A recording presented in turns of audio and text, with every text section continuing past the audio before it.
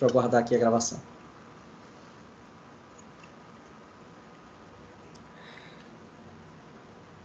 Pronto, já estamos gravando. Pessoal, então vamos aqui para o nosso momento mesa redonda, no Aflição Imperatriz. E já estamos aqui com o Jonathan Simeone e o Raul Craveiro, acho que é isso, Craveiro, né? Isso. E também o Joubert está aqui também.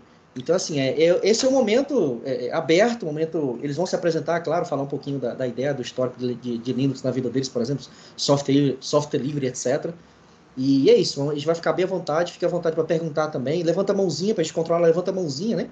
A gente vai organizando as arguições de acordo com a ideia, com o andamento, né? Então é isso, quero, a partir de agora, vou finalizar essa minha apresentação aqui, pronto, e vou deixar aberto para esses caras aí do software livre aí, das redes sociais, falar um pouquinho e a gente dá início à nossa mesa redonda. Sejam bem-vindos, gente. Valeu, PH. Obrigado por receber a gente aqui. É um prazer participar de novo, né? Já é a segunda vez que a gente faz. Na verdade, é a terceira vez que eu participo, segunda vez online, já que a pandemia durou mais do que a gente esperava, né? Mas foi sempre um evento muito bacana, muito produtivo. Para quem não me conhece, eu me chamo Jonathan. Eu criei um projeto que chama GeoLinux. A gente tem um canal no YouTube, tem um blog, tem um fórum, tem alguns outros projetos paralelos, tem um podcast que o Raul está tocando até recentemente aí. É um projeto que visa trazer acesso fácil a tecnologias de todos os tipos, mas dando um enfoque maior em open source, para ajudar as pessoas a conhecerem e desbravarem um pouco melhor esse mundo aí, que a gente sabe que é fantástico e muitas vezes rodeado de místicas e coisas desse tipo. Acho que é isso, dá para resumir. Depois a gente vai conversando.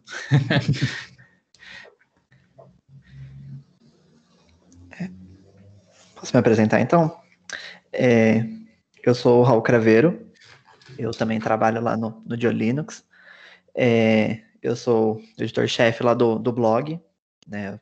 Estou responsável ali por delegar ali os posts que o pessoal vai ver, para a gente poder trazer sempre a melhor informação, né, sobre open source, sobre Linux, sobre todo esse universo. E também agora eu estou responsável pelo Geocast, né, o podcast do GeoLinux, onde a gente também traz convidados, traz pessoal da equipe, sempre para poder falar, né, sobre open source, sobre Linux, e sempre de uma maneira, assim, bem amigável, né, porque, assim, eu acho que a principal ideia que a gente tem, acima de tudo, é trazer as pessoas, né, para conhecer esse mundo, e não para assustar elas, né.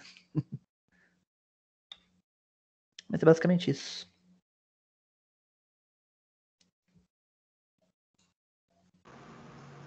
Ok, show de bola. Eu tenho uma galerinha que não está conseguindo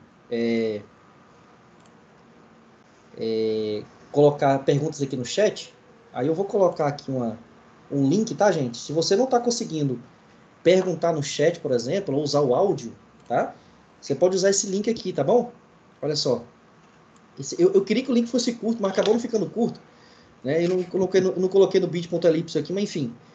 Aí você vai abrir uma tela parecida dessa aqui, ó. Faça uma pergunta aqui. Aí você pergunta, por exemplo. Mas assim, claro, você pode usar o áudio, né? Você pode usar aquela ideia, né? Um amigo meu pediu para perguntar, aí eu queria fazer uma pergunta, por exemplo, né? Gente, vamos começar a nossa mesa redonda. Vocês viram que eles se apresentaram aí. Eu tenho certeza que na última vez a gente teve que parar. Falei, não, gente, tá bom. Porque muitas e muitas perguntas o tempo todo. Começaram meio tímidos, mas depois foi perguntando. E foi até. Né? Então, assim, nós temos os caras aqui que estão trabalhando com Linux, estão trabalhando com software livre, estão o dia inteiro conversando sobre isso, estão ainda, vamos dizer assim, a cara a tapa para até defender, se for possível, o software livre. Então, assim, gente, aproveita esse momento. Enfim, fique à vontade. Quem é o primeiro a perguntar, quem é o primeiro a destrinchar aqui, perguntar até a questão de canal, perguntar sobre tudo. Enfim, fique à vontade.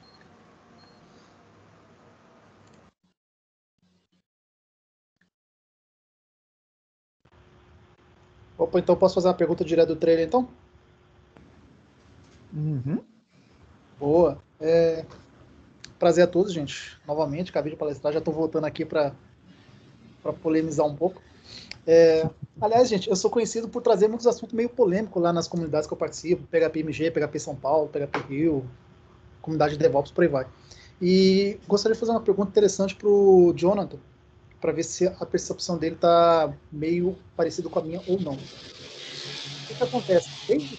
Eu gostei de Linux, eu sempre trabalhei com Linux, tanto que o meu apelido é relacionado com Linux, né, que é o Jobert Red Hat. Porque Red Hat, na verdade, não é o Red Hat a distribuição, né? Deixa eu até escrever aqui. Red Hat. Na verdade, estou escrevendo no lugar errado. Acabei de descobrir. Aqui, ó. Red. Enfim. Então, qual que era o grande barato antigamente, né? Você conseguia rodar o Linux em qualquer máquina, você conseguia colocar ele e tal, enfim. E ele rodava liso, bonito, da forma que você precisava para o seu trabalho. Porém, de uns anos para cá, eu sinto que, do ponto de vista de hardware, principalmente de notebook, eu sinto que está havendo uma dificuldade da adoção de soluções open source. Vou dar um exemplo. No ano passado, eu comprei um notebook da Dell para me trabalhar remoto, porque aí começou esse negócio de pandemia e tal, e resolvi pegar um trabalho remoto. Cara, o Dell simplesmente não funcionava Linux nenhum. Instalei Linux, Debian, Mint, não ia nenhum. Enfim. Aí acabei devolvendo a máquina dentro de 7 dias. Recentemente, né, de 2 semanas para cá, eu estou pesquisando uma máquina para ser a minha nova máquina de trabalho, porque a minha atual está com a minha irmã e eu preciso de uma máquina nova. E eu queria uma máquina com bastante memória, né, 32 GB para cima, porque eu gosto de mexer com virtualização, enfim. Então, meto um OpenStack lá dentro de um VirtualBox e por aí vai. Só que eu tô vendo que das fabricantes hoje tá tendo uma dificuldade para isso, cara. Fui no site da Lenovo, já vi um pente soldado na placa-mãe e eu quero colocar um pente de 32 mais outro, já não dá compatibilidade. Aí a Lenovo já levanta as mãos e fala, aqui não dá. Dell nem tá funcionando o Linux nele, na maioria das máquinas. Eu não conheço outras soluções no mercado hoje. Tem a Avel também, né? Que a Avel parece que atende muito bem, mas eu acabo tendo um pé atrás, por quê? Eu já tenho um Avel aqui, que é minha máquina gamer, porém o acabamento dela acaba que não é muito bom. O botão do meu mouse ele tá fundo. E com isso, cara, que eu não tô achando soluções no mercado, eu sinto que eu tô sendo meio que empurrado pro meio do Mac. Né? Porque hoje eu trabalho com o Mac aqui da empresa, eu vi que é uma máquina fácil de usar e tal.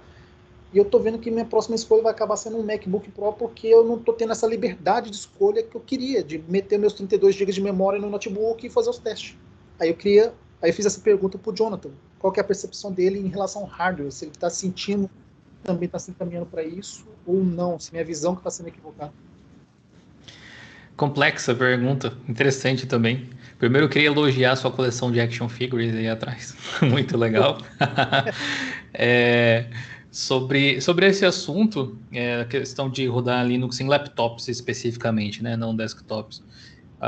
Eu acho que apesar do Mac ser uma alternativa boa, inclusive, uma ferramenta legal de trabalho, se a sua ideia é ter liberdade de hardware, não é bem por aí, né? Você só vai conseguir usar o que a Apple colocar aí. Se tiver, por exemplo, 32 GB que você conseguir colocar, você eventualmente precisar de um slot a mais, não vai dar do mesmo jeito, sabe? Além de rodar, entre aspas, aí só o macOS com Bootcamp, talvez você consiga rodar um Windows nas VMs, os Linux que você precisa e tal. Além de ter um valor elevado. Vai satisfazer talvez a sua demanda? Possivelmente. Sinceramente, acredito que até que sim. Mas se a sua preocupação é poder mudar o hardware depois, ou ter manutenção, coisas assim, provavelmente não é o equipamento mais barato que você vai encontrar. É engraçado que você tenha falado sobre a Dell em particular, porque ela é bem conhecida por dar um bom suporte, né? É surpreendente você ver um computador deles que não tenha, não esteja funcionando corretamente. Eu não sei se o que você pegou foi um computador e você tentou instalar o Linux nele, tipo, ele vinha com Windows ou vinha, não sei, sem sistema, ou se você já foi direto na linha desenvolvedor que eles têm, que já vem com o Ubuntu pré-instalado. Porque se já vem com Linux pré-instalado, é de supor que deva funcionar não só o Ubuntu, mas outras distros também, o Debian que você queria usar e tal. Eu não sei também o que não funcionou especificamente, não rolou a instalação, ou se instalou, mas teve problemas de performance ou não reconheceu alguma coisa, porque existem algumas distros que não são tão boas nisso. Eu tenho um Lenovo aqui, por exemplo, que é ele é da linha que se chamava antigamente de Ultrabook, eu acho que nem se fala mais assim. Mas eu estou rodando o Debian 10 dele essa semana, faz umas 2 semanas na realidade, e o Debian, sem fazer algumas modificações, ele não reconhece touchpad, por exemplo, ele não reconhece a placa de rede do laptop. Eu já consegui fazer funcionar e tal, porque tem que dar umas mexidas, mas por padrão ele realmente não funciona. Então tem essa questão a se observar. Mas vendo os reportes até da nossa comunidade no fórum, que tem toda uma seção de hardware, que o pessoal posta, não está funcionando uma coisa aqui, outra lá, tem computadores de todas as marcas rodando isso, rodando Linux, no caso, e com performances bem aceitáveis, assim. A performance também pode depender de acordo com a distro que você usa, a interface que você prefere, aquela coisa toda. Mas eu acredito que sim, que funcione, sabe? Inclusive, a gente vê a Lenovo agora também com uma linha vendendo computadores com Linux pré-instalado, com Fedora em especial até. Ou seja, tem linhas que vêm com o sistema pré-instalado. Talvez um conselho bom seja procurar uma marca que já esteja vendendo com Linux pré-instalado, ou um modelo que já venha com ele pré-instalado. Se eu não me engano, aquele modelo da Dell Developer Edition, alguma coisa assim, ele tem essa flexibilidade de você dizer quantos GB de RAM você quer, e como ele é voltado para desenvolvimento, ele consegue ter umas configurações bem elásticas. Não sei se você chegou a dar uma olhada nessa linha e tal. Eu nunca tive um desses, gostaria de testar até, mas ouço falar muito bem. Tem um amigo meu, que é o Matheus Miller, ele fala muito sobre certificações Linux e tal, ele tem um canal no YouTube também que chama ForFasters. Só que eu acho até que ele não posta mais tanto no YouTube, mas ele costuma criar bastante conteúdo no Instagram. E ele tem um Dell, justamente para trabalho, onde ele roda os Linux e roda exatamente isso que você faz, roda OpenStack, containers, e Terraform, e etc, sabe? Então talvez seja uma opção, pesquisar um pouco mais detalhadamente, assim. Mas Dell me parece ser uma boa opção até. Beleza, eu vou dar uma olhada assim, porque confesso que desde o ano passado eu não olho, porque eu sou um grande fã da Dell por conta de tudo que ele fez, de ser uma empresa que tem um pós-venda excelente no Brasil, cara. Quantos problemas já tive com o Dell e eles prontamente foram até minha casa, trocaram o teclado e tal. E para minha surpresa, esse notebook não ter funcionado, é que na verdade o que acontece? Eu comprei esse último 1500 Spiral, né, porque eu sou pobre, eu não consigo comprar uma máquina cara. Cara, o Wi-Fi não funcionava de jeito nenhum e ele não tem placa de rede, né? RJ45. Cara, eu baixava o drive na internet, baixava o drive no próprio site da Intel, rodava, recompilava e mudava na distro. Foi 6 dias fazendo isso, com tudo que a distribuição que você puder imaginar, e não ia nem fudendo. Acabou que eu usei aquele meu direito de devolver por 7 dias, né, e devolver a máquina. E desde então eu venho pesquisando máquinas, notebooks que me permitam ter essa flexibilidade de customização de memória RAM e de HD, né? Porque como eu acabo palestrando Brasil afora, então eu preciso de uma máquina que seja um notebook. Né? Para mim, uma máquina convencional não dá para isso. E eu não tenho achado essas opções. Ou estou achando uma máquina já...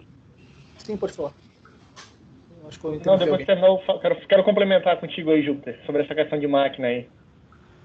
Pois é, porque, por exemplo, eu tenho um Dell aqui que tem 8 anos, cara, que tem 2 slots de memória que eu posso trocar. Eu falo, nossa, que delícia, adoro isso, velho. Sim. Pior que isso é uma tendência de mercado de eliminar essas coisas. As placas-mães estão recebendo os componentes, tipo, sendo soldados nela, quase sempre. Então não é uma exclusividade nem da Apple, nem da Dell, nem da Lenovo, tal. É uma tendência que simplesmente está acontecendo, porque a indústria vê laptops não como um computador do mesmo jeito que a gente via ou vê as nossas máquinas de desktop. Eles veem um laptop como um smartphone grande, que é a mesma coisa que é tipo uma ferramenta de trabalho que você vai trocar. A ideia talvez seja inclusive essa, que você troque eles com mais frequência, do mesmo jeito que as pessoas fazem com o celular, sabe? Então, se você tem um laptop que tem essas possibilidades de trocar componentes, se agarre a ele com força, porque talvez seja um dos últimos que você vai achar por aí.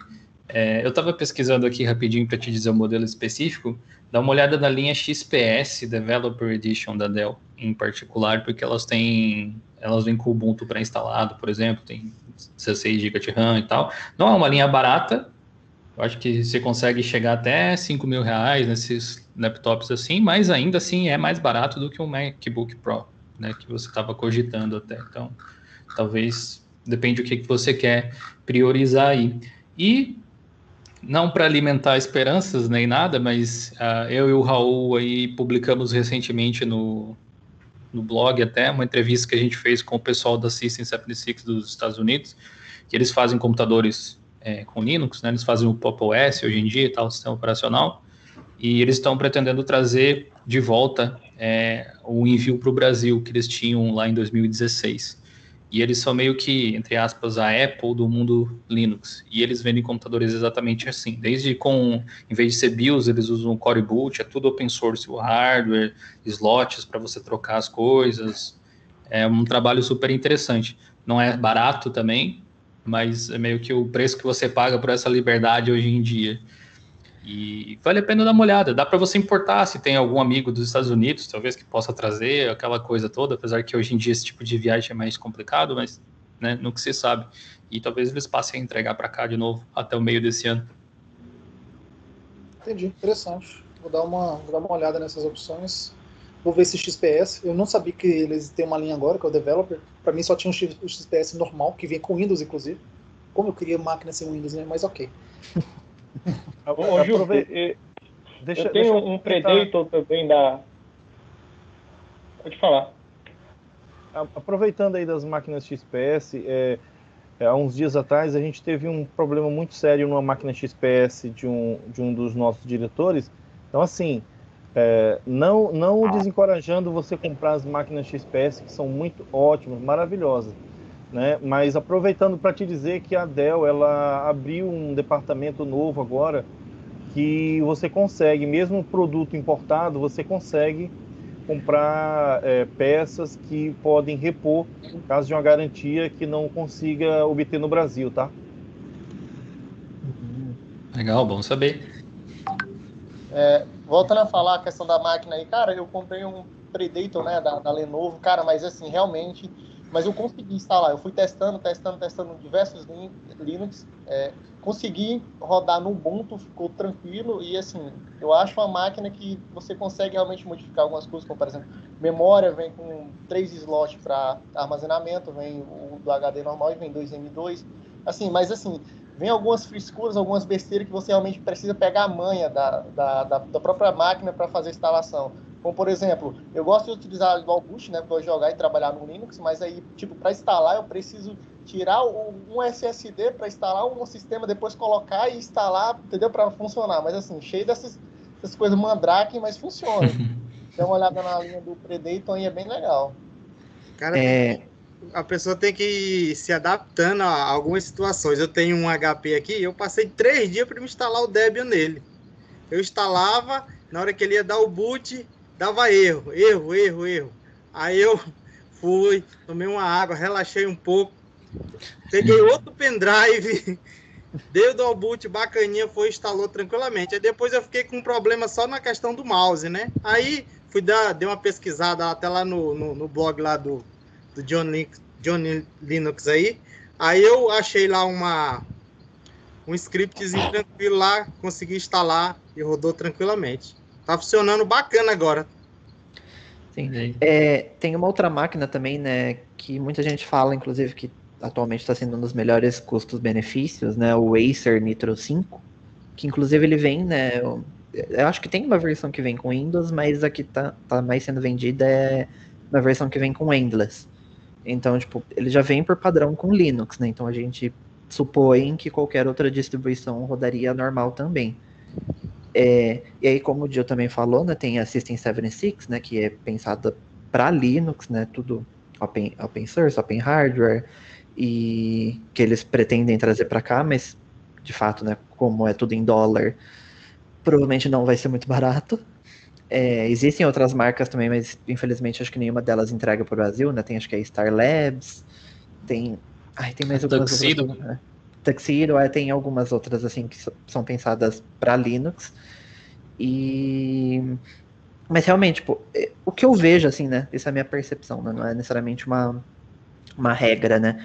Eu não vejo muita gente assim reclamando de máquinas que simplesmente não funcionam Linux, sabe? Tem seus casos, tem algumas máquinas que simplesmente não vai, tem algumas da Positivo que, se eu não me engano, tem algum tipo de trava para isso. Mas no geral. Acho que o caso mais estranho são os da Positivo mesmo. Sim, que tipo, vem com trava, né, pra isso. Mas, no geral, é tipo uma coisa ou outra que não funciona, sabe? Às vezes não funciona 100%. Eu tinha um IdeaPad 320 e ele era com placa híbrida, né? Ele era Intel e NVIDIA. Isso tende a ser um parto no Linux, assim. Não é legal de usar, sabe? É chato. Dá para usar.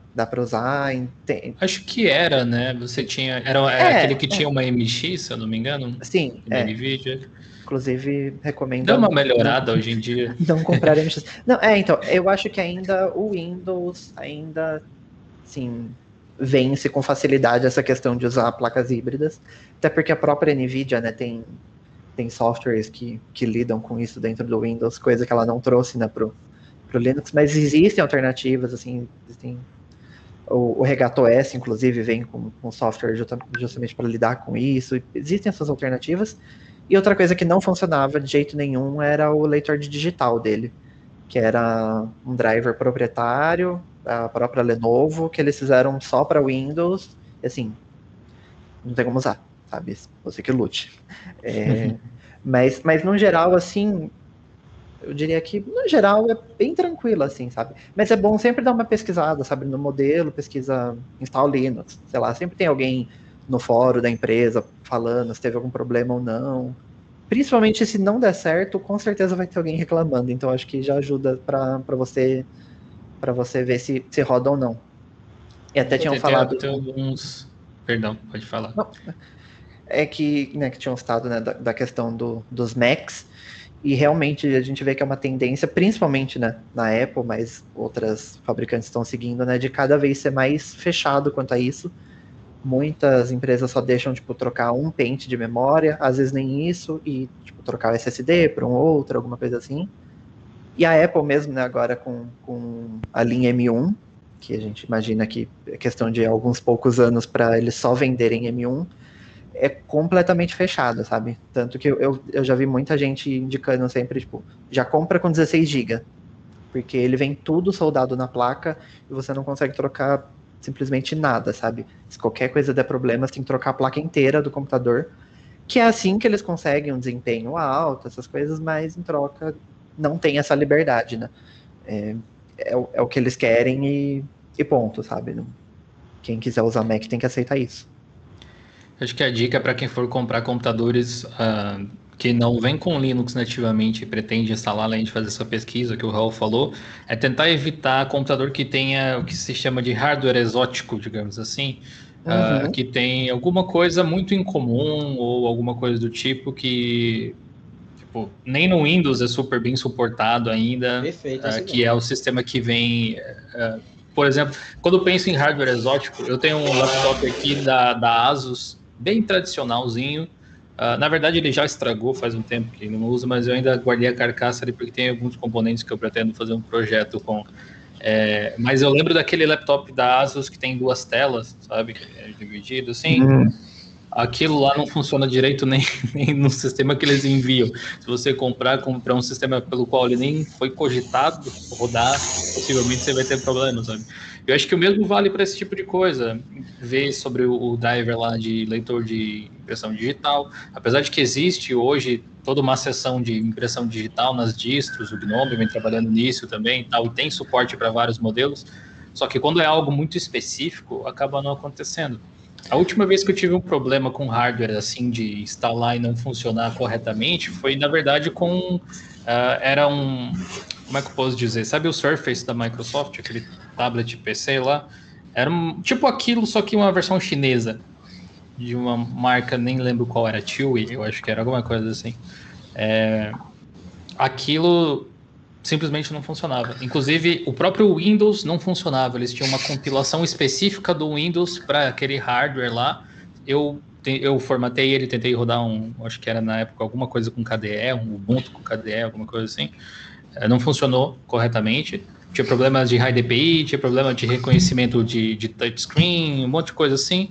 Aí eu pensei, vou instalar o Windows de volta então, né? Pelo menos vai ficar usável. Baixei o Windows do site da Microsoft, fui instalar e não funcionava também porque não tinha os drivers. Era uma ISO muito específica que eles mesmos fabricaram. Então esse tipo de coisa pode gerar problema.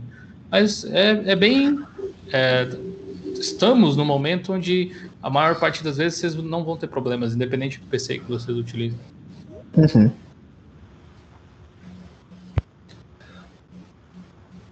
Giovanni, você queria falar alguma coisa, Giovanni? Não. Ah, legal. Eu vou só concluir a ideia aí. Eu acho que no meu início, eu vou pegar um exemplo do início lá em 2008, 2009, quando eu comecei a usar Linux, né? A minha grande dificuldade era essa, né? Inclusive, na época, eu tinha pochetes, por exemplo, onde eu baixava vários CDs de instalação. O Red Hat, por exemplo, era 7, 8 CDs de instalação, eu baixava todos eles, gravava no ISO, guardava numa pochetezinha de CDzinhos, daqueles antigas, não sei se alguém lembra de uma dessas, e tentava fazer várias instalações, justamente para ver como ele se situava em hardware. Eu tinha vontade de ter, só que assim, por falta de uma experiência, né, de configuração, por exemplo, etc., eu sentia essa falta, né? Agora sim, hoje, por exemplo, quando eu comprei eu tenho um HP, não é essas coisas todas, acho que era um AP020 parece, não é extremamente novo também, né? Já tem alguns anos, eu estou usando para as aulas aqui, tá ótimo, não toca para frente. E antes, eu fui na loja, eu olhei o modelo, olhei a caixa, peguei a descrição, fui para casa para olhar todos os requerimentos que ele tinha, questão de hardware, por exemplo, compatibilidade, fazer todo o estudo. Eu fiquei entre esse modelo que eu tinha no HP e na época, não sei se era um Ace, se era um Toshiba, não lembro. E eu falei, pô, desse estudo que eu fiz, dessa ideia, eu falei, não, agora eu vou pegar o HP, porque ele vai dar certinho na proposta que eu quero, fora as atualizações, né? Ele, nesse exemplo meu aqui, ele não veio com drive de leitor de CD-ROM, né? CD-ROM, DVD, etc. E eu percebi isso, eu falei, cara, ele já veio sem, então já dá para pensar no SSD lá na frente, né? Não vou usar. Então, assim, e ajudou demais essa pequena pesquisa no processo para poder ajudar. Claro que o que o Gil falou é importantíssimo, e eu recomendo também para os alunos, para todo mundo. Além da pesquisa, é você tomar cuidado nessas coisas esotéricas mesmo, essas coisas mirabolantes. Não sei o que, aquela coisa toda, né? E que aparece muito mais no cenário gamer, né? Por exemplo, eu não sei, aí já vou jogar a pergunta aqui, depois o Alisson tem outra pergunta, mas ela tá fora desse contexto um pouquinho, dessa temática. Eu vou lançar uma pergunta aqui dentro, depois eu vou na pergunta do Alisson ali. Eu não sei se a 3080, se a 3090 ele tá rodando direitinho ainda. Eu não sei, né? Nessa mesma dessas novas placas chegando, e a gente tem que ver como é que elas vão reagir, né? No ambiente gráfico, no caso dela, ou no ambiente produtivo, não sei, né? Então, essas coisas que chegam extremamente novas agora, eu sempre espero um pouquinho. Não, deixa eu esperar um pouquinho para ver se ela vai rodar direitinho, etc. Se alguém já tiver rodado uma 3090 no Linux, me avisa, pelo amor de Deus. Isso que você falou, na verdade, eu até gostaria de estender, porque tem uma dica bem preciosa aí que a gente não mencionou antes, eu tinha esquecido até de falar. O que acontece? A dinâmica do mercado para venda de laptops em específico acaba causando isso. Quando pega uma marca, quando uma Lenovo da vida lança um computador novo e eles vão enviar esse computador com o Windows, o que acontece? Eles preparam todo o hardware, preparam os drivers, etc., para que quando eles enviam o computador, ele esteja funcionando como ele deveria funcionar. No caso das distribuições Linux, esse processo não acontece quando a Lenovo não espera vender aquele computador com Linux. Hoje em dia até eles esperam. O mundo mudou, né? Tem alguns modelos que eles esperam realmente vender com Linux também. Então, existe essa compatibilidade, inclusive para leitor de digitais, etc. Mas tem modelos que não. E o que acontece? Quando um hardware é lançado no mercado, as pessoas que trabalham com o Linux, se a Lenovo não decidir ajudar a enviar os drivers para o kernel, eles têm que fazer a compatibilidade posterior. Logo, um produto recém-lançado, assim, tipo, acabou de sair, nesse mês você já comprou, pode ser que ele ainda não tenha suporte pleno no Linux. Você vai precisar de um kernel mais novo que vai trazer esse suporte. Vale para placa de vídeo, vale para qualquer tipo de hardware, na realidade. Para processadores, etc. Algumas empresas são mais rápidas nisso, outras não são tão rápidas assim, e algumas nem se importam, como é o caso da Tiwai lá que eu tinha falado. Eles não querem que as pessoas rodem um Linux naqueles computadorzinhos, e provavelmente eles não querem nem que as pessoas rodem um Windows diferente naqueles computadorzinhos. Por isso que não tem essa compatibilidade. E aparentemente não tem pessoas usando Linux que são engenheiros ou alguma coisa desse tipo, interessadas em fazer um port para aquele hardware específico, porque não tem uma margem de uso muito grande. Então, esperar um pouquinho é um negócio saudável. E existem projetos, eu gosto muito da abordagem da System76 que a gente falou antes, lá do Pop! OS, que tentam já trazer suporte antecipadamente, porque eles são fabricantes de hardware também, de computadores. e alguns componentes, tipo processadores, placas-mães, placas de vídeo, coisas assim, são os mesmos componentes que outras empresas usam. Então, você vai ter suporte especificamente na distro deles que você não teria em outros lugares. Por exemplo, eles são, até pouco tempo, não sei se outras distros já trouxeram, mas até pouco tempo eles eram a única distribuição Linux que suportava as placas de vídeo mais recentes da AMD, aquelas da linha XT. Então, é a distro que você teria que usar para ter suporte antecipado a isso. E eles fizeram porque eles vendem ou querem vender computadores com essa linha de placas de vídeo. Tem essa questão, sabe? E distribuições que usam um kernel mais recente, e isso por recente não quer dizer que tem que ser o último necessariamente, mas um kernel mais atualizado, não tanto quanto o Debian, por exemplo, que já tem um kernel um pouco mais antigo, pela questão de estabilidade, elas vão ter maior probabilidade de rodar componentes mais recentes também com melhor performance, e às vezes até entra para a questão de funcionar ou não funcionar.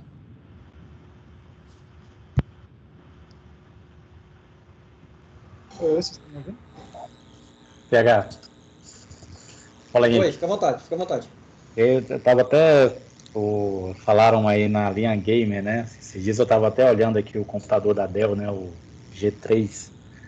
E a quantidade de recursos, né, que eles colocam lá, principalmente nessas linhas gamers aí, toda aquela firulada, né? Um monte de lâmpada, um monte de frescura. Eu imaginando, como é rodar isso com Linux. Como é que eu poderia, com Linux aqui, vale aqui pro GeoLinux aqui, pro Raul, responder aí como que eu poderia tirar proveito de uma arquitetura dessa usando Linux aí, nessas distribuições mais, digamos assim, mais atuais, né?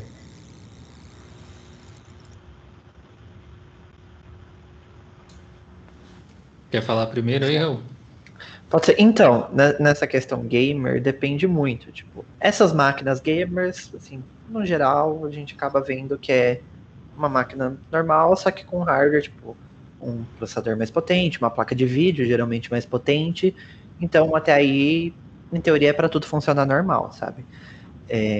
Até, né, que tinham falado da 3090, até onde eu sei, não tenho certeza, na verdade, mas até onde eu vi, eles estão com um suporte inicial já para a placa, mas ainda, tipo, não é um suporte pleno, vamos dizer assim, né?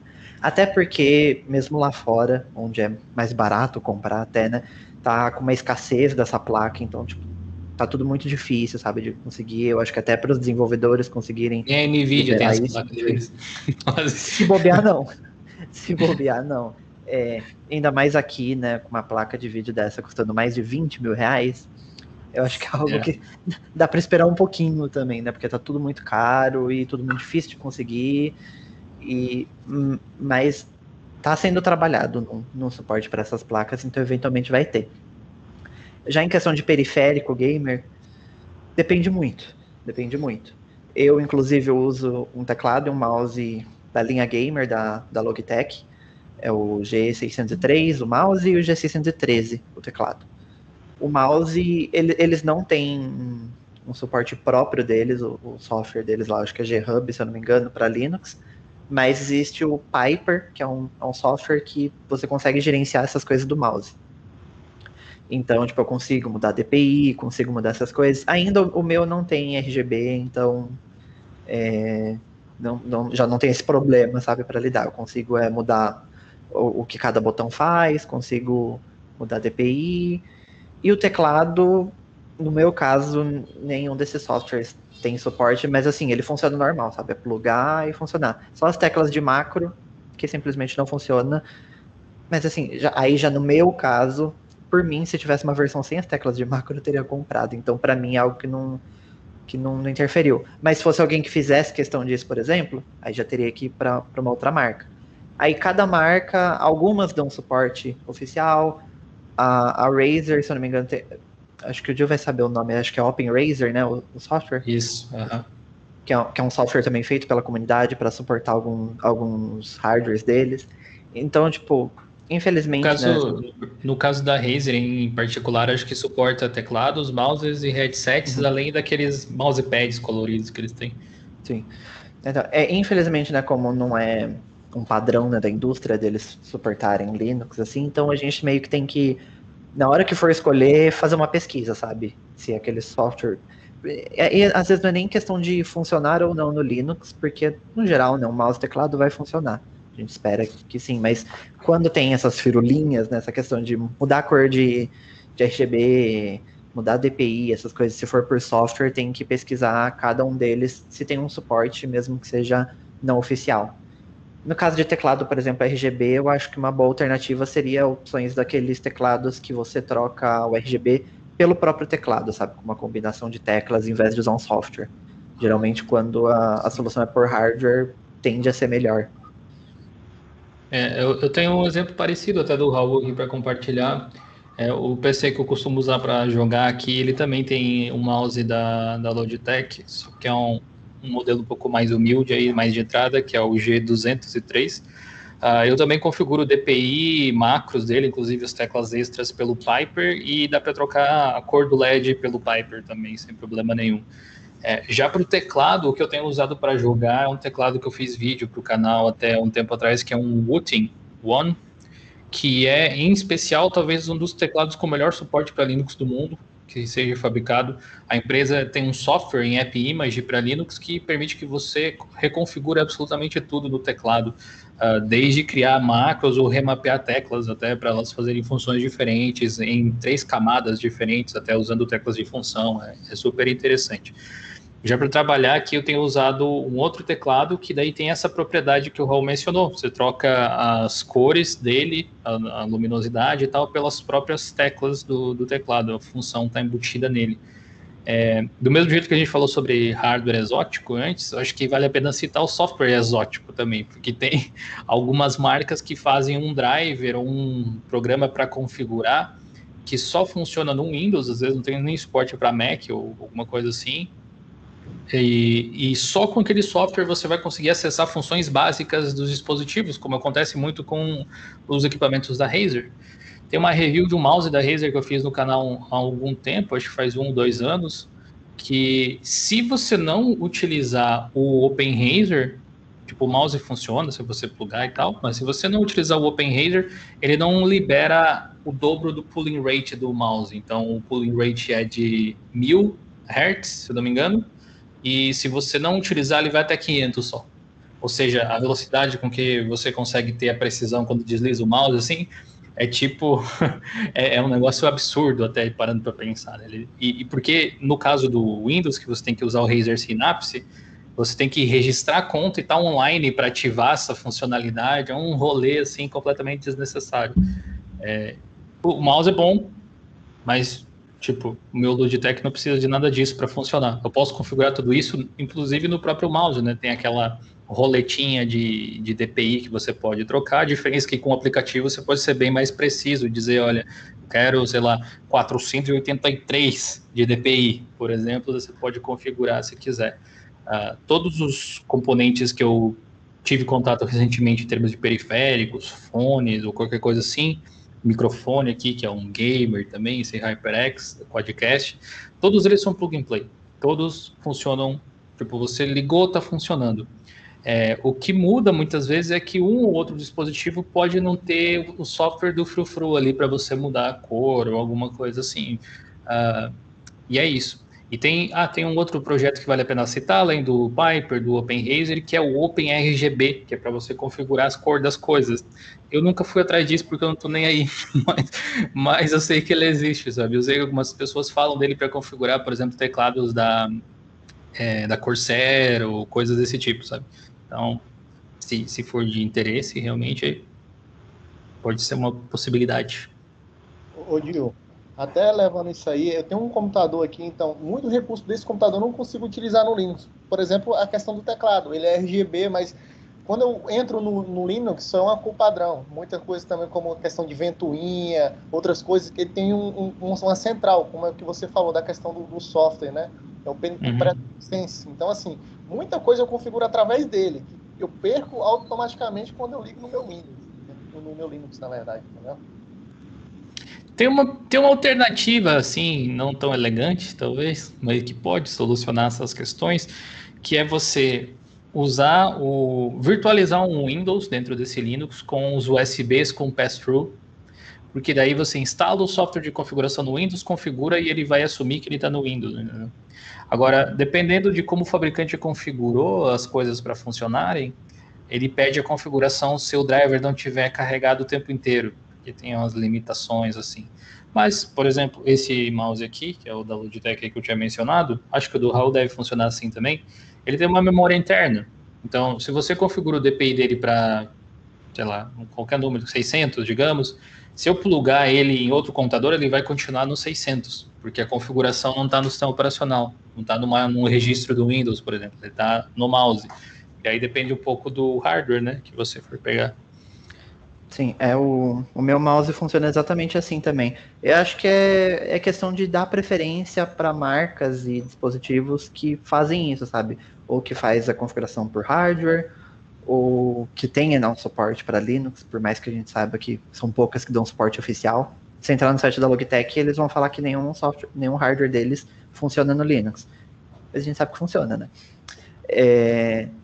É sempre dar preferência para isso, sabe? O meu mouse mesmo, a questão de DPI, ele salva tranquilo.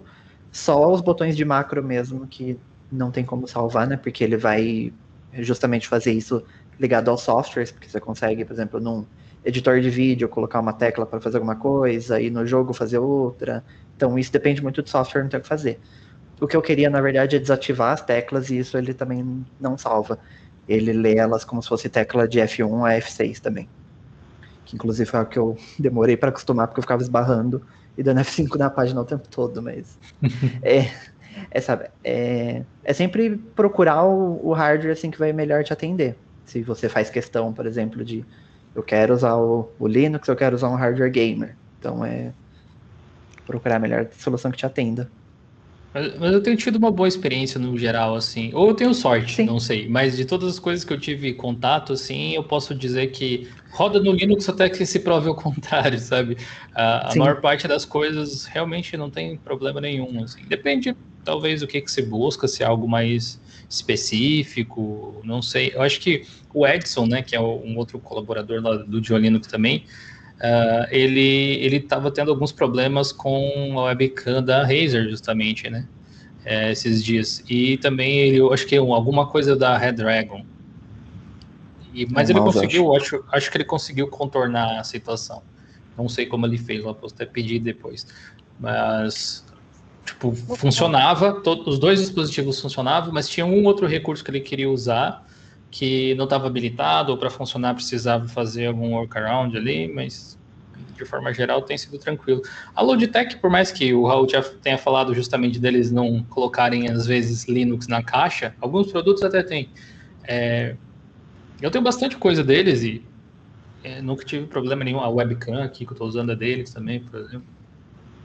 Sim. Não, legal. E eu tô usando a Logitech também, que é a C270 aqui, né? É a versão mais levezinha dela. Oi. Queria fazer uma pergunta pro Gil. Tá, assim, vamos só organizar. O Gilbert também levantou a mão aqui. É a pergunta a respeito do hardware ainda, algo do tipo, ou tá em outra direção? Só para mim saber, porque tem uma pergunta aguardando aqui. Esse é do hardware mesmo. Tá. Outra coisa. Pode responder pro Gilbert logo. Pois tá. Gilbert, tu manda ainda do hardware para depois a gente troca de assunto, por exemplo. Beleza. Uma dúvida. Você acha que essa questão dos hardwares está sendo direcionado para um único sistema operacional, no caso a Microsoft, além de ser uma questão de mercado, pode estar sendo também sendo feita por imposição ou com apoio de alguma lei ou algo do tipo? Por que eu faço essa pergunta?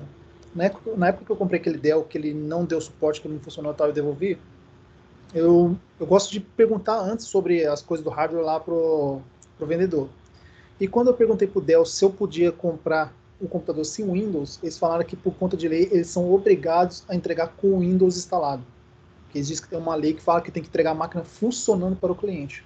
Eu até contra-argumentei, mas eu trabalho com TI e eu, por meios próprios, consigo instalar um sistema operacional e fazer ele funcionar. Mas ele falou, não tem como, a lei nos obriga a fazer isso. De fato, existe alguma lei ou algo mais, além do mercado, que esteja forçando o pessoal a falar, cara, o Windows é a única solução, e com isso, até dificultar ainda mais a vida de quem usa um Linux da vida? Boa pergunta. Tem, acho que, 3 questões que eu posso abordar aqui. A primeira é que as empresas fazem para o Windows por conta da quantidade, né, de pessoas, de usuários em potencial que tem. Se eu faço um mouse, e o diferencial do meu mouse é que ele tem, sei lá, um touchpad embutido também no próprio mouse, de repente. Ao invés de ter um scroll, ele tem um sistema de touch aqui. E ele precisa de um driver especial. Eu sou uma empresa, às vezes, de pequeno porte que produz esse produto em específico. Eu quero entregar ele para o mercado e faturar o máximo possível. A lógica diz que você precisa atender onde você vai ter o seu maior público. Se fosse possível, você faria ele para Windows, para Linux, para Mac, para todo mundo poder comprar. Só que às vezes tem questões internas que inviabilizam esse tipo de coisa, porque a engenharia para um sistema é de um jeito, a engenharia para outro sistema é de outro, né? Os drivers, o driver que você vai fazer para Linux e para Mac é diferente do driver que você vai fazer para Windows. Às vezes você não tem um expert em Linux para fazer um driver para o seu hardware dentro da empresa, mas para Windows sim. E se você tiver que contratar uma pessoa que talvez seja cara para realizar essa tarefa, você vai querer chamar alguém que vai conseguir atender a maior parte do mercado que você tem potencial. Isso vale para qualquer tipo de peça. Então, por conta da quantidade de usuários de desktop, leigos, né, não técnicos necessariamente, que são público-alvo de muitas dessas empresas, especialmente os gamers ali e tal, as empresas acabam priorizando isso. Algumas fazem o trabalho com outros sistemas também, mas não é realmente prioridade. A mesma coisa acontece com o porte de jogos, que eu lembro que no ano passado a gente discutiu bastante aqui no evento até. Sobre a questão das leis, né, que você falou, acredito que influencia, sim. O problema é que cada país tem o seu tipo, né, e o Brasil, em especial, é excelente em matar empreendedores e confundir também, porque tem 2 leis que são opostas nesse sentido. Uma, que existe realmente uma lei que diz que computadores não podem ser vendidos sem sistema operacional.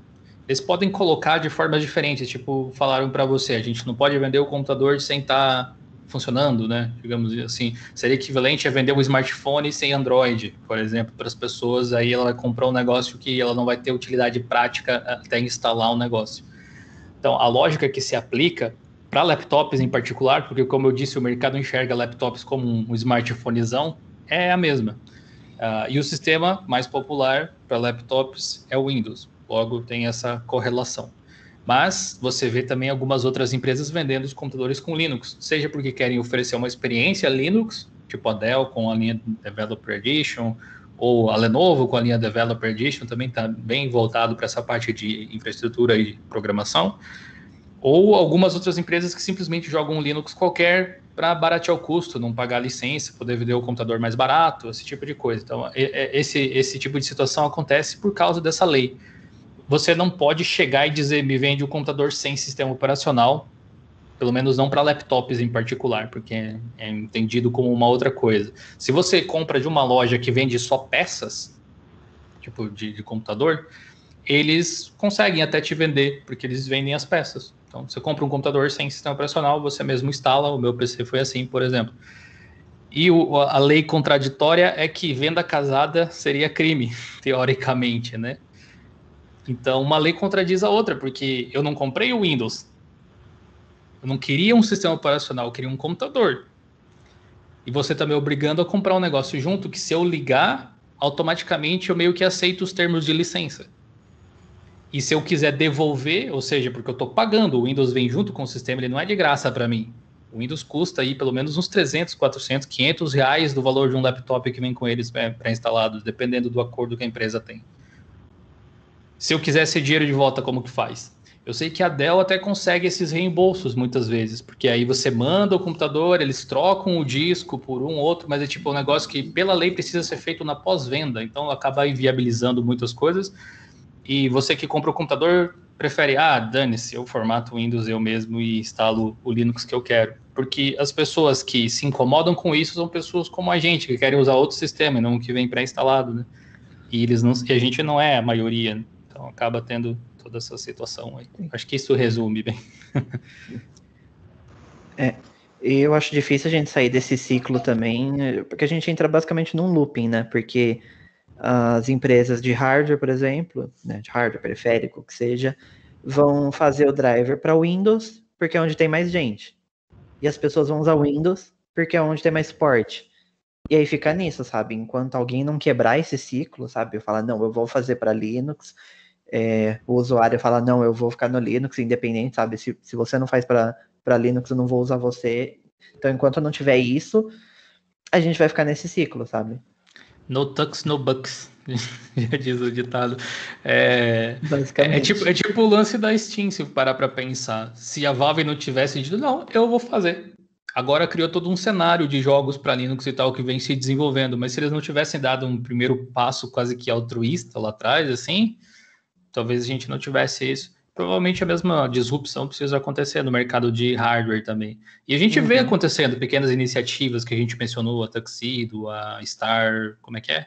Acho que é Star Labs, se eu não me engano. Star Labs, a System76, entre outras empresas ali, são justamente uma iniciativa de tentar transformar Linux em, tipo, é o produto principal dos computadores, é o sistema operacional principal. Se você quiser o Windows, tem que pedir, mas eles conseguem fazer isso. E pelo que eu vejo, eles também não vendem computadores sem sistema operacional, eu acho. Não tenho certeza. Depende do país, talvez, tenha a questão da legislação de cada lugar. Mas aqui não só não pode vender sem sistema operacional, como venda casada não deveria acontecer, que são duas coisas claramente conflitantes. Pode falar. Eu acho que tem uma questão também do usuário leigo também, porque a partir do momento que você vende um computador com Linux, por exemplo, vai ter aquele monte de usuário que vai começar a reclamar e falar que seu computador que você vendeu é ruim, porque ele não consegue instalar um exe. Sabe? Até você explicar que não, que é Linux, que é diferente, que você instala de outra maneira, sabe? E tem usuário que simplesmente não quer saber isso, sabe? Ele não quer aprender sobre sistema operacional, ele não quer aprender como usar um outro sistema. E assim, não dá nem para julgar, né? Cada um quer aprender o que quiser, né? Mas a gente já tá tão acostumado, né? Tem tantos anos, décadas, né? Com Windows sendo o superior ali, que a gente sabe que quem usa Mac é quem já tem essa mínima noção, sabe? Que é outra coisa completamente diferente.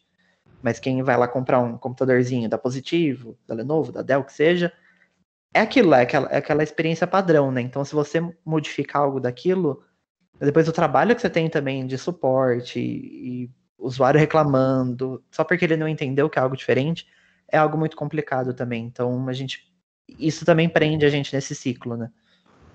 Entendi.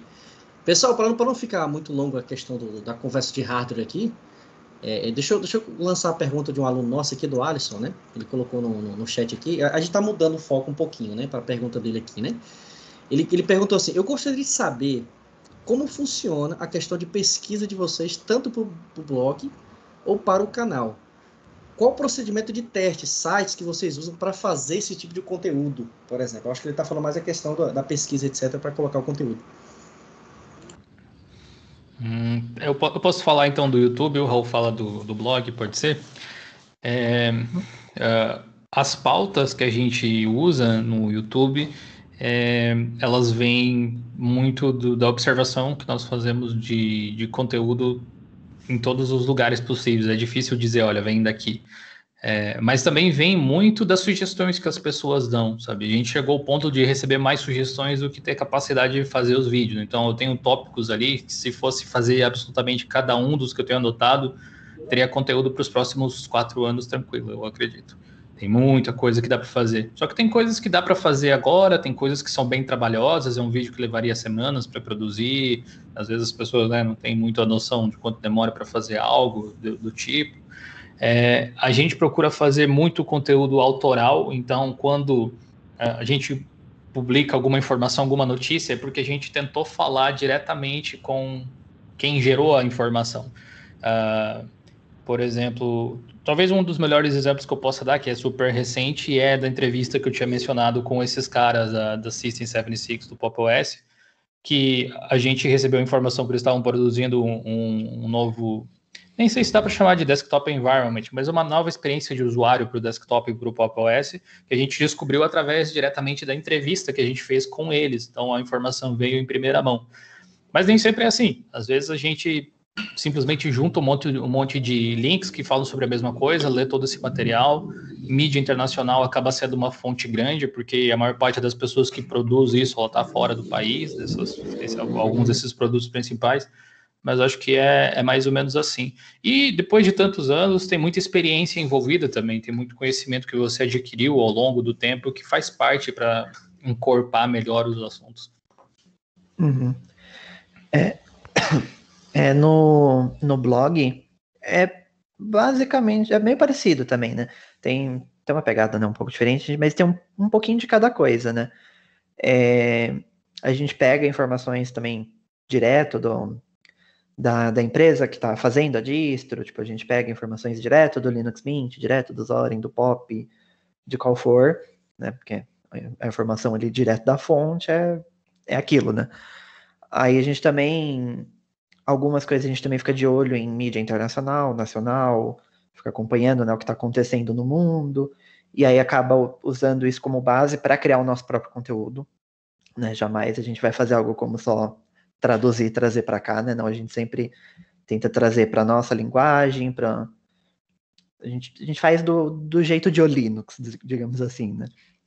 E tem também todo um trabalho de peneirar ali, né? O que vale entrar, o que não vale, né? Porque a gente tem ali uma quantidade limitada de redatores, então simplesmente não dá para trazer tudo que sai de notícia, né? Então a gente vai, por exemplo, falar sobre o novo Zorin, falar sobre as novidades dele, ou falar da nova versão do kernel, sabe? E aí é pesar, sabe? Porque a gente sempre tenta trazer um conteúdo que seja útil para a maior quantidade de pessoas possível, né? Então, por exemplo, quando a gente fala do novo kernel, a gente vai trazer um conteúdo muito técnico. Vai falar da nova API, do novo não sei o quê, sabe? Algumas coisas assim muito, muito técnicas já, que querendo ou não, quem é um pouco mais técnico também, às vezes já consegue acompanhar um changelog, por exemplo, alguma coisa assim. Então, a gente trazer, por exemplo, o do Zorin, que é algo mais amigável, a gente pode trazer as novas novidades que as pessoas vão usar, vai parecer um pouco mais interessante, sabe? Assim, se a gente pudesse trazer tudo, seria o cenário perfeito, mas a gente vai sempre ali peneirando, né?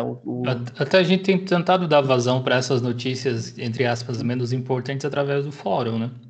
Sim, que a gente consegue trazer tipo uma nota, né? A gente consegue trazer mais rápido, né? Com não tão elaborado assim, digamos assim, né? Não tão extenso.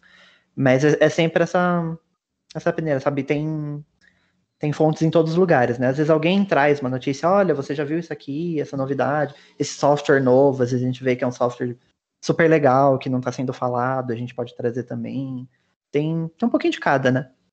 Eu acho que vale citar, tipo, o método que é meio incomum, que todos nós fazemos, é que a gente costuma ter a nossa comunicação da empresa pelo Slack. E dentro do Slack a gente tem tipo, um chatzinho que chama Ideias para Conteúdo, que é basicamente coisas que qualquer um da empresa, independente do setor que ela esteja trabalhando, pode chegar e largar um link ou um comentário, alguma informação a respeito de algo que achou interessante, que talvez pudesse gerar um conteúdo ou dar uma ideia para algum conteúdo, alguma coisa assim. E a gente tem algumas pessoas que são excelentes em garimpar assuntos e acaba sempre tendo muito mais conteúdo do que a gente consegue publicar na realidade, muito mais opção. Então é mais uma questão, é quase que uma mente coletiva nessa hora de criar, porque todo mundo traz uma ideia e tal, e depois discute às vezes a ideia para produzir, é um processo super bacana. Show de bola, show de bola. Eu acho que respondeu, né, Alisson? Eu acho que o Alisson levantou aqui a mão. Gente, assim, a gente ia até às 18 horas, né? Eu não sei como é que tá o tempo do Jonathan e do Raul, mas assim, eu vou abrir para algumas outras perguntas aqui, né? Eu acho que tem mais a pergunta do Charles, por exemplo. Aí a gente organiza aqui, por exemplo. Eu acho que até umas 6h15, por exemplo, dá pra gente organizar aqui, se não sei como é que tá o tempo de vocês. Eu não sei como é que tá o tempo do Raul, mas eu tô por ele aí. Vou até... Eu tô tranquilo também, aqui tá tudo certo. Então vamos tranquilo. papear. Tá. Ok, Charles, manda abraço aí. Eu vou fazer uma pergunta assim meio indiscreta, mas é interessante até para quem conhece e, como sempre, né? É assim, a gente sabe que tecnologia livre não é nada que de fato dê um retorno financeiro. Então, para vocês que fazem conteúdo que vou colocar assim, entre aspas, vocês, como o Linux falou e o Raul também, vocês buscam, vai atrás do conteúdo e acaba postando ali. Na verdade, nada é de graça, né? Mas, assim, para quem trabalha com tecnologia livre, a gente não vê um retorno financeiro nesse sentido. Como é que vocês trabalham, como é que é a empresa de vocês nesse âmbito empresarial de tecnologia livre, dos merchants que vocês fazem, como funciona isso aí com vocês? A gente não pode dizer que ganha a vida com Linux, por exemplo, vamos dizer Linux, seria tecnologia, mas vamos dizer Linux. A gente ganha a vida através disso. É parecido, mas não é exatamente a mesma coisa. Porque o GeoLinux não é uma empresa de tecnologia open source, é uma empresa de mídia, é uma empresa de criação de conteúdo. Calha de a gente falar a respeito desses assuntos. Então, a gente tem passado por algumas mudanças e tal de estratégia ao longo do tempo, mas a gente consegue se estruturar de uma forma a se posicionar no mercado como uma empresa que fala sobre tecnologia de forma abrangente. Qualquer assunto tecnológico vale a pena, mas a gente procura dar um enfoque maior em open source, porque é meio que o nosso cerne, assim, é meio que a nossa raiz. Então, tem todo o departamento de marketing que faz as ações com as empresas e dialoga e conversa para criar conteúdos para a internet. E é ali justamente que as coisas são monetizadas, através de anúncios, através desses banners que tem no site, por exemplo, através de sistemas de assinatura, de cursos que a gente faz. Então, a gente meio que monetiza o conhecimento que a gente consegue passar para as pessoas. O lado legal é que, a maior parte das vezes, as pessoas recebem isso do outro lado completamente gratuitamente, né? Sem precisar pagar nada por isso. Cria meio que um ciclo do bem, assim, um retroabastecimento super bacana, que a gente consegue criar informação útil, relevante, com assim, um viés técnico bem preciso, honesto e tal. E as pessoas consomem isso, e o simples fato delas consumirem nas plataformas onde a gente publica acaba gerando receita, eventualmente, e a gente consegue levar as coisas para frente desse jeito. É meio parecido, se for parar para pensar, com o modelo de negócio que qualquer grande empresa de open source tem, que não é exatamente o software, mas os serviços que você oferece no entorno deles. Legal, brigadão. Imagina. Show, né, gente? Obrigado aí, obrigado pela resposta, obrigado pela pergunta também, Charles. Alguém mais, gente? Eu acho que nós temos ainda 5 minutinhos, eu não quero extrapolar também, a gente colocou às 18 horas. Alguém mais para uma perguntinha? Fala aí, Kruger. Boa tarde, ou quase boa noite. Não chega a ser bem a pergunta, mas vou começar mandando um agradecimento aqui para o GeoLinux, que já me salvou de muito trabalho envolvendo o Linux. Eu acho que também já salvou muitos outros estudantes aí. Mas é uma dúvida sobre, principalmente, tipo assim, eu também já trabalhei com suporte técnico para pessoas, indivíduos comuns, empresas, e como que você vê exatamente essa parte da gente indicar esse tipo de produtos open source para clientes? Porque, por exemplo, o cliente geralmente já chega para a gente já falando do que está no mercado. Windows, Word, Excel, Office, essas coisas. E a gente tenta mostrar esses outros produtos e a mente do cara já chega falando, não, isso aqui não presta. Isso aqui eu fui mexer, é problema. Isso aqui, entendeu? Para você que trabalha com isso, justamente você e o Raul trabalham com essa divulgação de informação, como que a gente pode fazer para lidar com isso? Boa. Quer falar primeiro dessa vez, Raul? Pode ser. Então, vou dizer que não é fácil. Assim, realmente, a mente assim, do usuário comum já está fechada naquilo, né? Que é o Windows, é o Microsoft Office, que ela vai sempre chamar de Office, mas é aquele lá. E, sabe, qualquer coisa fora daquilo ali é ruim, sabe? É o cara que está tentando me vender qualquer outra coisa, sabe? Então, eu acho que é muito mais uma questão de como você vai se comunicar do que qualquer outra coisa, sabe? Você não pode chegar e falar, não, isso aqui é melhor e acabou, sabe? Você tem que estar lá e falar, não, ó. Acho que uma das coisas também que funciona bem é sempre pegar no bolso ali, mostrar, olha, isso aqui é de graça, você consegue isso aqui de graça, é seguro. Você não vai precisar pagar R$700 numa licença, você não vai precisar... Porque a gente também sabe, né, que muitas pessoas acabam nem pagando pelo Windows, né? Mas no geral você mostra também que um computador que você vai comprar já direto com Windows, ele é mais caro.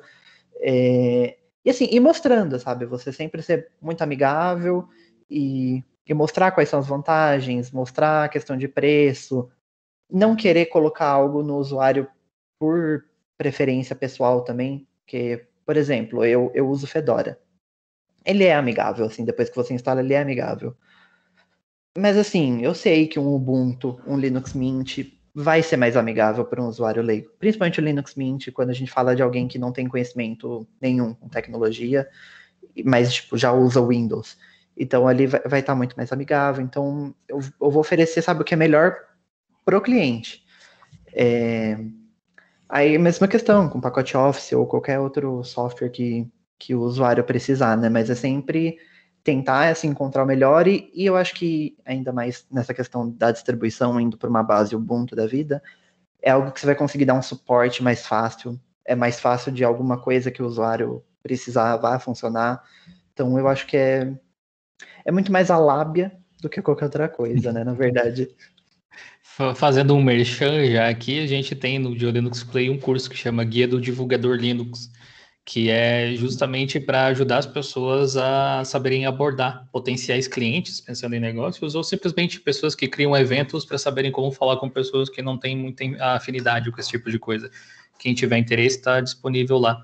Mas eu diria que, para complementar o que o Raul disse, eu acredito nas palavras que ele disse, pensando do ponto de vista de alguém que tem um negócio, por exemplo, você tem uma loja que presta suporte, se a sua intenção é divulgar Linux e trabalhar dando suporte nisso, você, na verdade, precisa criar um modelo de negócio que funcione para você, já que vender Linux não é exatamente a forma mais tradicional de se fazer, por motivos, eu acredito que óbvios aí.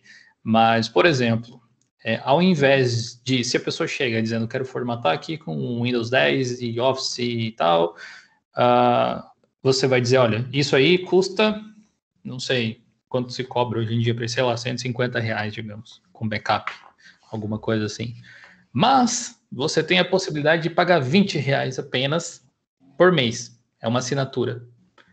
Eu vou instalar esse software aqui e eu vou prestar suporte para você ao longo do... R$20 é só forma de dizer. Mas pensando tipo um valor fixo ali, você vai prestar suporte com direito a 3 chamados gratuitos por mês para utilizar essa ferramenta que vai te tornar o uso do seu computador mais eficiente, mais seguro, etc, trazendo os benefícios que se tem de utilizar uma distribuição Linux, geralmente. Claro que você tem que saber avaliar qual a necessidade do seu cliente. De repente, ele precisa de alguma ferramenta que ele precisa, não é que ele precisa do sistema operacional, mas o sistema operacional acaba rodando a ferramenta que ele precisa para o trabalho, para o estudo, alguma coisa nesse sentido. Então, depende da pessoa, né? Só complementando, Raul, é porque, assim, uma grande questão que às vezes eu me deparo e que eu me policei para não fazer mais durante o tempo que eu fazia era pirataria, né?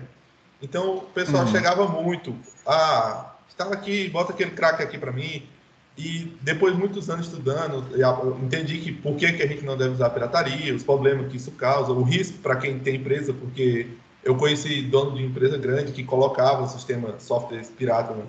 Então, indicar o software livre, eu acho que muitas vezes é melhor, né, nesse caso. É claro, se o cara quiser um software específico para o Windows, aí ele tem que pagar uma chave do Windows ali e utilizar. Sim. Nesse caso, o problema, então, nem é software livre, na verdade, é o preço do software. Ele tem que ser grátis, simplesmente, não precisa ser livre necessariamente, né, para a pessoa que vai utilizar. Calha dos Linux aí serem praticamente todos gratuitos também, então se alinha com essa necessidade. O problema, eu acho, de quem tem uma empresa assim, é que você vai chegar para a pessoa e dizer, ok, formata o meu PC, você tem licença do Windows? Não. R$800, moço, mais o meu serviço. A pessoa não vai querer pagar isso. E a cultura do brasileiro está muito enraizada, não na pirataria, mas ela tipo, não enxerga esse valor do profissional de tecnologia e não consegue entender o preço que essas coisas têm. Mas o Office passaria de R$1.000 ali tranquilamente, provavelmente, mais essa assinatura para ela entender como é que funciona. Aí se você diz assim, não, eu não vou instalar pirata para você, a pessoa vai no carinha da esquina lá que vai instalar tudo por R$40 e ainda dá o WinRAR craqueado para a pessoa, sabe? Coisas desse tipo. Como é que se contorna esse tipo de situação, pessoal? Porque é um problema endêmico que a gente tem e ele acaba se refletindo ali, mas ele é mais profundo do que isso, que é a falta de informação.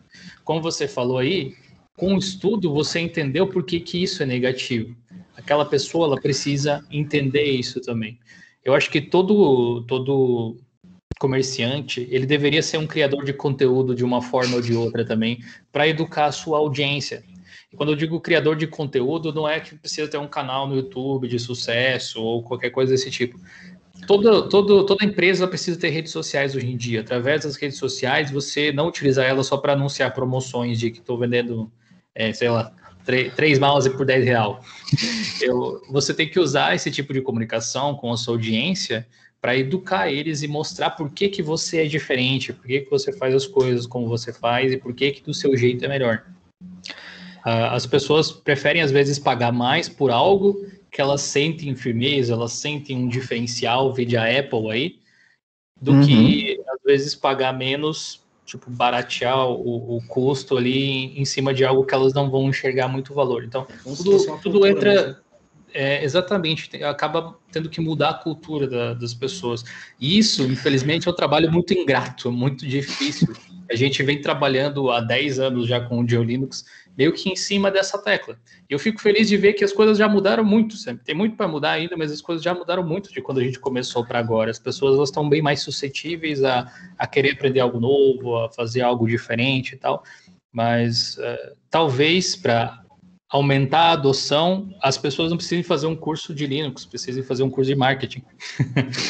Sim. E eu acho que cabe para cada um da gente, todo mundo que está aqui, está participando, por exemplo, fazer parte disso, né? Eu acho que Linux cresceu por causa disso, né? Em todo o âmbito nacional como internacional. Gente, eu sei que chegou a hora de eu dar comunicados aqui, que eu acho que vocês não vão gostar, mas eu tenho que dar. Nós estamos aqui, já é 6h20, nós estamos quase 1h30, por exemplo, de bate-papo aqui. Só que, infelizmente, eu tenho que avisá-los que a gente tem que segurar um pouquinho para a gente deixar para o próximo Flisol, né? E desde agora eu quero agradecer de coração mesmo ao Di por estar participando mais uma vez, foi show de bola. Raul, cara, muito bem-vindo e muito obrigado também por estar participando conosco, acrescentando demais. O Júbit teve que sair também, ele tinha um horário até 6 horas, também teve que sair. Enfim, gente, eu sei que vocês devem estar perguntando, meu Deus, mas foi rápido demais, já acabou. Mas, assim, é bom a gente terminar com um gostinho de quero mais, né? Um gostinho de quero mais, né? Enfim, muito obrigado, Jonathan. Obrigado, Raul. Obrigado, acho que a galera que tá aqui, eu não falei, mas o Manu tá aqui. Manuzão, tá aí, eu tô te vendo, viu, Manu? Obrigado por estar participando aqui também, Manu. E também é o Vieira, se ainda estiver aí, por exemplo. Assim, agora eu vou deixar aberto para vocês darem uma palavrinha final. E, cara, fica aqui meu coração e meus agradecimentos para cada um de vocês. Pode ir, Raul. Falo por último. Queria agradecer, né, todo mundo que está aqui, ouvindo, ajudando na discussão aí, trazendo, né, várias perguntas bem interessantes, inclusive, que é coisa que dá pra gente ficar aqui falando por horas, né? Tanto que, né, só de hardware a gente já ficou um bom tempo aqui falando sobre isso. Agradecer, né, a participação e todo mundo que acompanha, né, o GeoLinux, está acompanhando o conteúdo que a gente faz e convidar, né, todo mundo para ajudar a gente nessa luta, vamos dizer assim, né, de fomentar o software livre, o Linux e mostrar que existe uma alternativa além do que já é vendido aí no mercado, né? Fala do Geocast. Verdade, Toda quarta-feira, né, a gente está lançando um podcast, né, o Geocast, onde a gente tem... É um bate-papo mesmo, uma conversa... É muito parecido com o que a gente está fazendo aqui, inclusive, né? É uma conversa, a gente traz vários assuntos diferentes, a gente já conversou com pessoas dentro da própria equipe, a gente já falou de marketing, já falou de tecnologias web, a gente já trouxe entrevistas, inclusive da última semana com o Georges, um desenvolvedor do Gnome, falando sobre os bastidores do Gnome 40. Tá bem legal, tá um papo bem extenso, inclusive, tem bastante coisa lá. E convidar todos vocês, né, a ouvir, prestigiar, dar sugestão, palpitar, a gente tá aberto para tudo isso. Boa. Eu também quero agradecer A minha sugestão é convidar o PH lá pro Geocast. Aí vai ter muitos adeptos no Maranhão. Claro, com a certeza. gente poderia convidar o PH para falar sobre a produção de eventos de software livre. Acho que seria um tópico interessante. Legal, tamo junto. Obrigado, Manu, pela ideia. Anota aí, Raul, para a gente colocar na agenda para o futuro. Já tô anotando. E essa galera vai. Já, galera, assim, eu até achei bom, de que tu falou do podcast, porque, assim, a gente pode estender isso aqui, né? Pronto, quarta-feira já é extensão disso aqui, a gente pode dar continuidade, né? Ficou esse gostinho que quero mais, gostei. Sim, com certeza. Muito obrigado pelo convite mais uma vez, foi muito legal participar. Eu adorei conhecer vocês pessoalmente, foi um lugar assim que me recebeu de uma forma incrível. E participar online não é exatamente a mesma coisa, mas mata um pouco da saudade aí daquela época que foi muito bacana. Foi a primeira e a última vez que eu fui para o Nordeste do Brasil, inclusive. Foi uma experiência super legal. Espero que o papo tenha sido produtivo e que as dúvidas que a gente tentou responder tenham sido, assim, tenham iluminado um pouco as ideias de vocês. Fica o convite reforçado aí que o Raul já fez de vocês se juntarem a nós nessa nossa jornada e nessa nossa batalha pelo conhecimento. A gente cunhou um novo lema nesse 10º aniversário do GeoLinux, que é Tecnologia Transforma. Porque ele transformou completamente as nossas vidas. E não só a tecnologia open source, a gente sabe da importância dela, mas a gente sabe o quanto a tecnologia muda a nossa sociedade, o quanto ela consegue fazer com que a gente realize coisas maiores, melhores, e viva melhor, né? Que no fim das contas é isso que importa. Então, se juntem a gente nisso. Temos locais para vocês se juntarem a gente, se vocês quiserem. Temos nosso fórum, acessa plus.geolinux.com.br ou forum.geolinux.com.br, vai parar no mesmo lugar. Estão convidados para participar dessa comunidade aí, que é basicamente um tira-dúvidas gigante, com espaço para você postar o seu currículo, para você anunciar vagas de emprego, para você divulgar o seu evento, por exemplo. Então, é um lugar de encontro da comunidade e não é feito para a comunidade de Linux, apesar do assunto ser recorrente. Lá tem espaço para Windows, para Mac, para BSD, para Android, para redes, para hardware, para jogos. Então, é um lugar que a gente está tentando criar um encontro dessas comunidades tecnológicas brasileiras para evitar que a gente fique dentro de uma bolha. É um lugar onde as ideias elas vão se conversar e as soluções vão surgir. Quem sabe você sai de lá com emprego, quem sabe sai de lá com vários amigos, quem sabe sai de lá com uma ideia nova para uma empresa, ou até com parceiros para criar uma startup ou alguma coisa assim. Então, é um lugar que eu gostaria muito que vocês conhecessem. Além dos nossos projetos como um todo, YouTube, blog, etc., geolinux.com.br/links, vocês encontram absolutamente todos os nossos conteúdos. Então, PH, mais uma vez aí, obrigado. E a gente se vê na próxima, eu acho. Show de bola, claro, né?